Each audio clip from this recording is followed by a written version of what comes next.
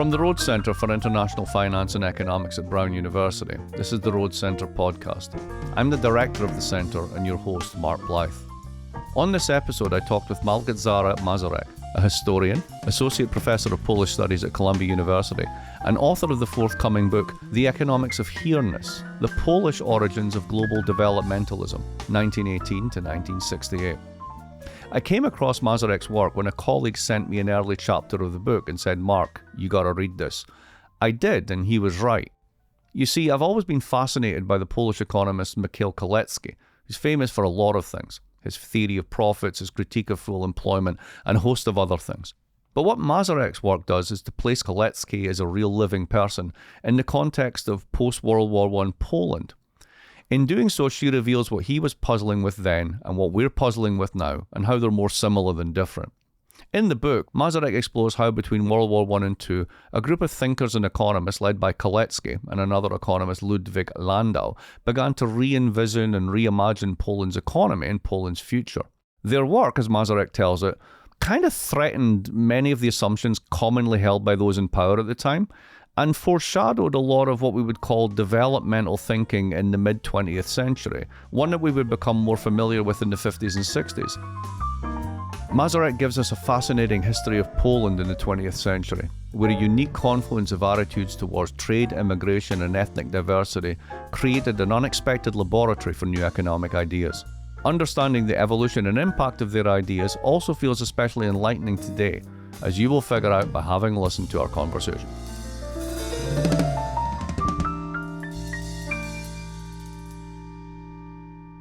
Małgorzata, welcome to the podcast.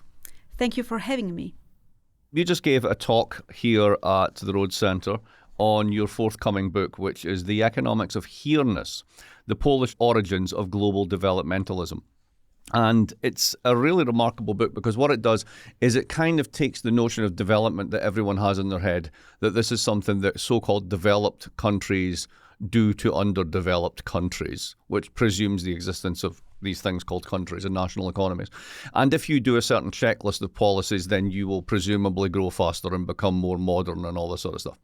And what you point out is that development originally in the interwar period in places like Poland and pretty much everywhere, development was about the development of the national economy itself. It wasn't something that happened to other people. Right. So if we think about Keynesian economics was development economics. It was an attempt to envisage and develop the resources of a national economy. Now, for that to happen, you need to have things like economic subjects, consumers, and that's really difficult when you have a space like interwar Poland, which is a multi-ethnic polity, which is extremely divided politically. And you've got real sort of ethnic differences in ethnic communities, geographically, etc., etc. And your heroes in this story, Landau and Kalecki, basically start off gathering statistics on the garment trade. And out of that, they kind of imagine an economy that is deracinated, that is de-ethnicized, and that would very much resemble the kind of post-war macroeconomics that we ended up with. So just all of that as background, right? Basically, why did these two economists start doing this? And what was the political project behind it? In particular, what I want to bring in is this notion that you call it full employment developmentalism as the opposite of Poland as an immigrant state. Right. So maybe start there. Why was Poland an immigrant state? What did that mean? What are they trying to do? Why are they getting people to leave? The answer to this question starts in the 1920s, when a group of new nation states came about in Central Europe on the rubbles of land empires. And Poland was one of them and was the leader of thinking that if you have a poor population and ravaged country after the war, the only thing that it really makes sense is to let them go. Let people go to other countries where they can have a better life and maybe send back money.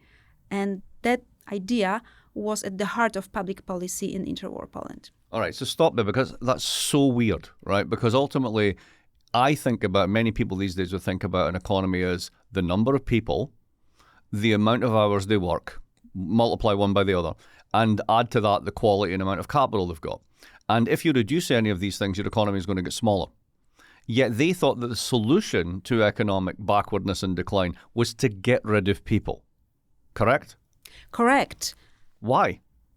There are several assumptions behind this way of thinking. And one of them was that if you want to attract capital in a poor country like Poland was in the interwar period, you need to have so-called sound finance. You need to run politics of tight budget.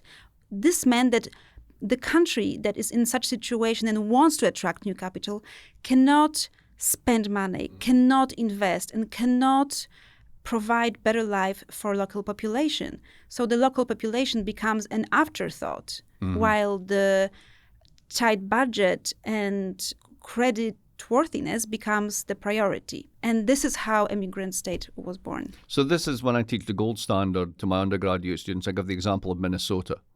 So why is Minnesota filled with Swedes? Well, the short version of it is because the Russians got railroads and they could cut down more trees than the Swedes, and they killed the global timber market, and they were a small producer and a small agricultural producer. They hadn't yet industrialized. So a third of Sweden left. So in the 19th century, this mechanism of adjustment, of out-migration, was actually quite common. But it runs into problems in the 1920s when you get a world that no one wants to take the immigration that goes with the emigration, right?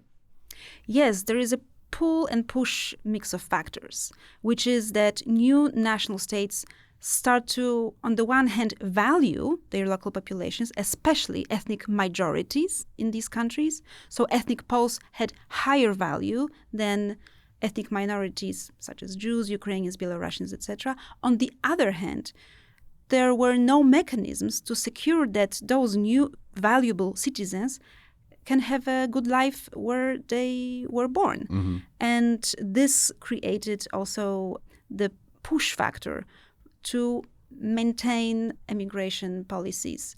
But the problem was that in the interwar period, we have a world of walls emerging. Closed borders became commonplace in that period, and that killed the paradigm of immigrant state.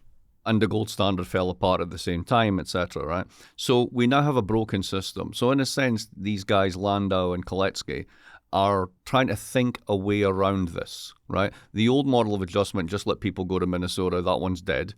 And you have rising ethnic tensions at home because of this preference for the sort of the native, quote-unquote, native population. And they're trying to figure out, is there some other way of doing this? And they basically, through the study of statistics, stumble upon a kind of notion of a national economy. Now, I'm reminded almost of Benedict Anderson, right? Rather than it being language that's doing this, it's economic statistics that allows them to create a notion of the Polish economy. Why is that different? What is it they were trying to do with those ideas? What is new, I think, is that Poland was not just an immigrant state, but it was an export economy. Like many poor countries, they rely on export of primary resources or finished goods or whatever. Here we have a country that cannot export anymore and cannot send people away. Mm-hmm. And I think this was a perfect storm, together with the rising ethnic tensions, in which the idea of providing jobs to people became a quite sound solution to these problems. So this is where this idea of full employment comes up. Now, we associate that with Keynes, as historians such as yourself have corrected everyone correctly, that he wasn't the only person that thought of this. This was going on in multiple places. In a way, it's kind of a functional response to the same problem. They're all grappling with it. There's only so many ways you can stabilize this. If we have an economy and we actually employ people, maybe that's one way that we can figure out how this works. They start doing this through basically doing these surveys in the garment district, right? So tell us a bit about that. How do you get from surveys in the garment district to the notion of a national economy and full employment? To come up with an idea of national economy or a picture of national economy, you need to be able to read the component parts of that national economy. And so garment industry was a place where wholesalers met with consumers and also were in contact with factory owners and producers. And that intersection of these three sectors, production, distribution, and consumption, gave a first glimpse into how national economy worked. So it's basically a kind of proto-macroeconomics. Rather than looking at them as individuals, you're looking at them as members of particular class of activities, producers, consumers, etc. So you've got that kind of proto-macro thing there. Why did they think that this would be a solution? I mean, I'm just imagining the following. Imagine I'm one of these economists and I'm trying to convince the Polish liberal classes in the 1920s that this is the way to go. What are the arguments that they're making about why we don't need to do this as a sort of an ethnic project? Why it's not about getting rid of the Ukrainians, it's about making everybody Polish? How did they try and make those arguments? First of all, ethnic antagonisms undermined not just respective ethnic groups, but also the Polish state. And by the mid-1930s, ethnic antagonisms basically transformed Poland into a failed state, if you will, because ethnic Poles couldn't imagine that they would live next to Jews, and Jews understood that as a minority nationality, they may have no future in Poland and they should look for another place to go. So if you want to keep social peace, finding an economic solution to a social problem seemed reasonable. Landau came up with this idea of Poland's social income. What was that? This is basically a way of counting national income with a focus on distribution and also with focus on consumption and living standard. So it's very similar to Simon Kuzniecz's idea of national income, who stressed the importance of so-called effective demand and spending power of people in estimating what is the wealth of the nation. The idea of national income was not just a technical exercise, it also estimated what is the capacity of a national economy understood as a collection of consumers who go to the market to buy goods and eventually make Poland rich. Right. Again, because Poland actually, of course, it was a new nation state, but before World War I, it was a country that was much more industrialized and developed than it was in the interwar period.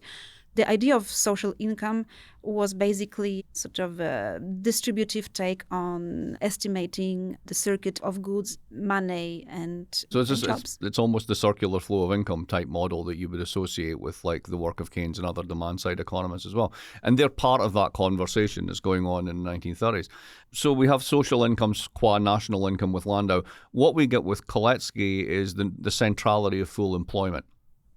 Yes, but there would be no Kalecki without Landau, if you will. So Michał Kalecki theorized the way in which market economy fluctuated, right? The famous essay on theory of business cycle, in which he explained that there is pattern that dictates evolution of capitalism, which is the primacy of investments as a sort of factor driving national development, but also investments rely and depend on effective demand, on how and what people consume and spend. And so indeed, business cycle economy in Kaleckian model is a closed economy. Right. It's of course a model. What is so interesting in the Polish case that model became a reality because Poland in the interwar period was a country that could not obtain any loans, could not send any people away for work migration, and became basically an autarkic state by default, by force. So these ideas begin to be developed in the 20s, but the crisis really hits in the 1930s. But it's not in public. Again, in your talk, you're talking about the fact that this has to go underground. It's written almost as Samet's does. It's written as kind of like hidden literatures and anonymous authors, etc. Why were these ideas so threatening to the Polish elite? Why did the Polish elites not think, hey, these are good ideas, why don't we do that, rather than throwing everyone out? Poland was an anti-communist state by design. It protected Europe from the Bolshevik threat, so to speak. And so if you were radical socialist or, God forbid, communist, there was a chance that you would get into prison, and these ideas were basically politically persecuted in the 20s, but also in the 1930s. So although Landau and Kalecki were not communist, they were at some point communist sympathizers. Right. And they did not have party affiliation in that period. They couldn't publish their radical socialist ideas in any public newspaper or research bulletin. So essentially just the notion of a national economy where basically you don't have ethnic cleavages, where you have consumers and you have producers, you have consumption, you have investment, all that sort of stuff. That itself is threatening. That itself is a kind of wrong idea because the only acceptable model is essentially gold standard type deflation, a tight budget, and people leaving. So you're creating a kind of powder keg here. I mean, in a sense, it has to go wrong. There is an alternative, which is to do this or at least begin to think this way. And if you're not going to do this, then you're just heading into sort of like ethnic strife and conflict. This actually ends up, in a sense, being true, right? Landau meets his end in 1944. How does he meet his demise? Ludwik Landau stayed in Poland when the World War II broke out, which his dear friend Michał Kalecki did not do because he went to the United Kingdom in the late 1930s. Ludwik Landau was the chief economic expert in the Polish underground state, and his policy designs projected what Poland should become after the war is over. As you and our listeners know, under Nazi occupation, if you were Jewish, you were under existential threat.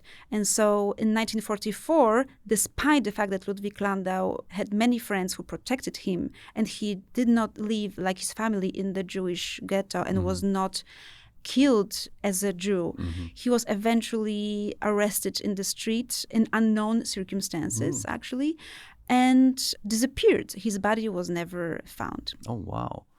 So Kalecki, as you say, he goes off to London. Now, most people who know Kalecki know him through this very, very famous piece in the Political Quarterly in 1944, which oddly enough is called The Political Problems of Full Employment. So here we have this person that's like, I've got this great idea as to how we don't have a failed state. How about we go for full employment? And he's most famous for writing a piece that says, and if you do, there's going to be these problems. The problems being management loses the right to manage, that investors will go on a capital strike because of the cost of this, etc. It's very prescient for the 1970s. Can you connect these two things? Like, how does the guy who thinks full employment is a solution end up writing a piece in 1944 that says full employment is a deep problem? This is a fascinating issue because Kalecki at heart was a realist. And as much as he thought in terms of modeling, his economic knowledge was framed as theory, as thinking in terms of models. He believed in the primacy of politics over economics. And he also did not believe that socialism would also be a kind of a mixed system in which you would have some sectors of economy that were private and that you could not really seize the state for the sake of socialist development. And I think he thought about capitalism not as a machine, but as a collection of group interests driven by passionate people with, who had their agendas, often messy, and that nevertheless aggregated into a world in which power struggle organized around the notion of class would be a dominating force in both politics and economic life. So it's this moment whereby he starts off visualizing a kind of deracinated, everyone's a consumer and a producer type of state. In such a world, there's no class. There's not classes. There's perhaps different things you do functionally. You consume, you produce, etc.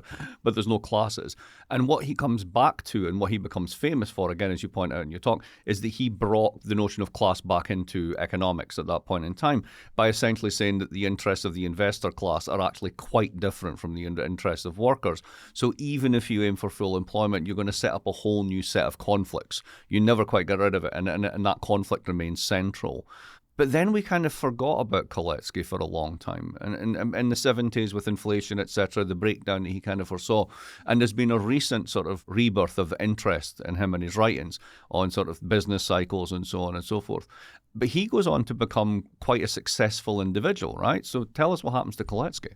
This is a fascinating story. What happened to Kalecki after he died? Because he became an economist of development in the 1950s and 60s, and he was still known for his theory of business cycle. And then, indeed, I think the crisis of Keynesianism brought him down, and ideas of Kalecki resurfaced during crisis of 2008. And I think this is where we really see the revival of Kaleckian economics that really explains how organized labor will be always trumped by investors, by powerful stakeholders with capital, and that ultimately this sociological model leads to eternal instability and volatility of world economy in which the poor and the weak are always on the losing end. And I think his insistence on class and power really helped understand that economics is nothing but a collection of models and equations to solve and multiply. When's the book coming out? The book is coming out next year, early 2026, and it's going to be publication of Cornell University Press. It is a historical book that tells a story from the late 19th century to the 1960s, but it also has a long epilogue that explains today's relevance of full employment. So give us a taste of the epilogue. The epilogue really situates Kaleckian economics as a powerful force in rethinking the importance of class or social status in general in today's political economy. And the epilogue also recovers Ludwik Landau as a champion or as a pioneer of studies on global inequalities that also resurfaced in last years. So I would place Ludwik Landau in the lineage of students of global inequalities next to Colin Clark, Kuznets, Branko Milanovic, Thomas Piketty, and others. One more thing, and I don't know if it's in the epilogue, but when I read chapter 3, one of the things that it made me think was we're going back to the future in the following sense. We now live in a world where mass deportations of ethnic minorities is thinkable again. And we care about the external financial balance more than the internal financial balance. We don't quite have a gold standard, but nonetheless, there are haunting elements of this return. Does this concern you? Does this make you think that we are heading back to the future in a way? Yes, I'm very concerned because each time when powerful people start thinking in terms of people as demographic problem, something that can be removed as a sort of excess or surplus population, then we are in trouble. And I think that as much as class thinking and materialist thinking has its problems because people are not just materialist creatures and they also think in more complex ways than through the lens of class, this really leaves space for politics that is much more constructive than demographic thinking that invites us to think in terms of elimination, segregation, and yes, death at the end. Well, let's hope that the good side of Kalecki's arguments appeals to our better spirits and we don't go back to the future. So, Małgorzata, thank you very much for the podcast. Thank you for having me.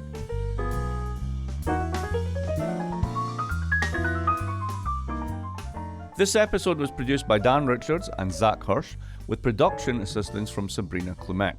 If you like this episode, leave us a rating and a review on Apple, Spotify, or wherever you listen. And be sure to subscribe to the show while you're at it.